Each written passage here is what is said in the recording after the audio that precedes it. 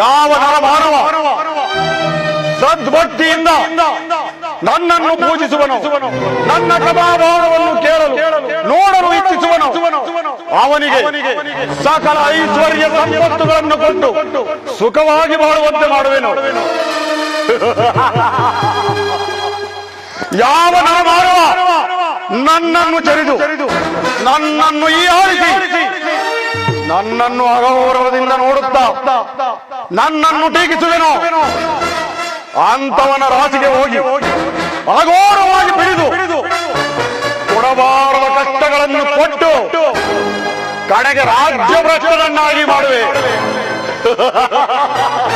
ಇದಲ್ಲವೇ ನನ್ನ ಪರಾಕ್ರಮ, ಇದಲ್ಲವೇ ನನ್ನ ಪೌರುಷ, ಇದಲ್ಲವೇ ನನ್ನ ಮಾಯೆ. ನನ್ನ ಮಾಯಾ ವಿನೋದ ಹೀಗಿರುವಲ್ಲಿ ಮಹೇಂದ್ರನ ಸಭೆಯಲ್ಲಿ ನಾರದ ಮಹಾಮುನಿಗಳು ನನ್ನ ಲೀಲಾ ವಿನೋದವನ್ನು ಕೊಂಡಾಡುತ್ತಿದ್ದರೆ ನನ್ನ ವಿದ್ಯಾಗುರುಗಳಾದ ಬೃಹಸ್ಪತಾಚಾರ್ಯರು